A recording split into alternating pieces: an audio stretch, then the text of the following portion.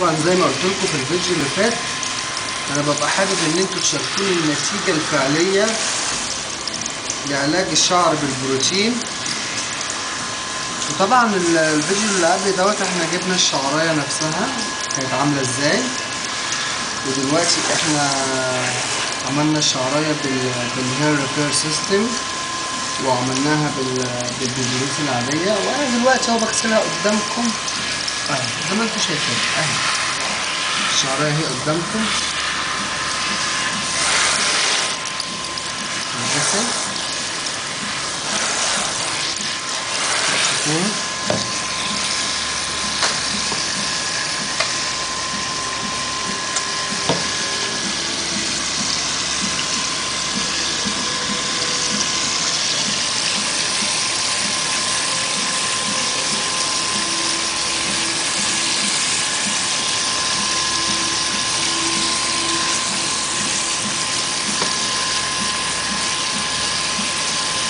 طبعا احنا عارفين ان الشعرايه دي كانت كميه السجاير اللي فيها عاليه قوي،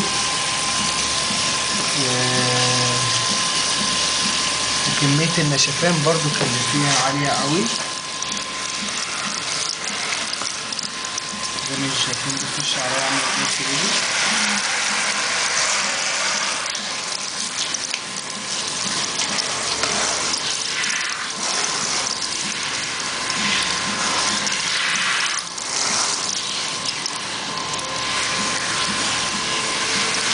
عارفين حلاوة البروتين ايه؟ لما تغسل الشعراية كده وتسيبها تنشف بطبيعتها.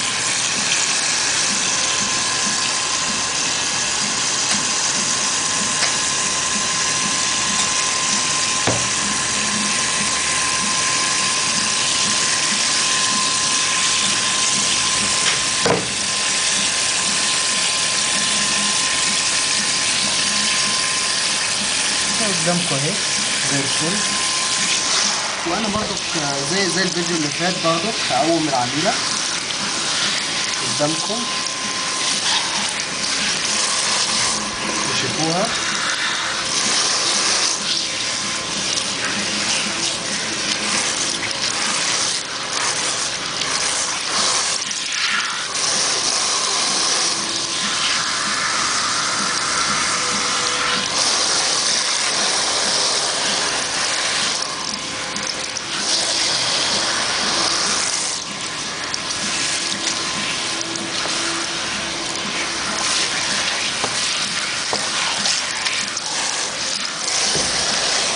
دلوقتي العميلة هتقوم معانا.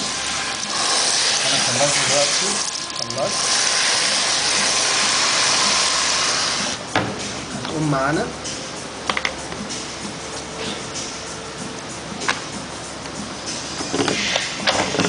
يلا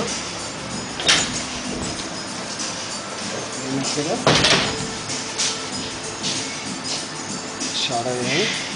هاتلي مشط يا حبيبي.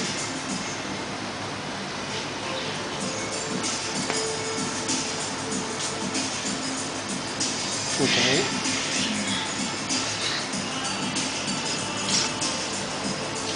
مشط اهو قدامنا.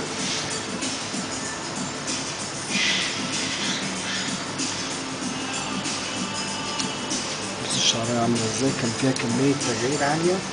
يعني المرحله اللي احنا وصلناها دي مرحله ممتازه 100%. وان شاء الله مع فيديوهات جايه، مع أطيب تمنياتي القلبية لكم، سامح وديع.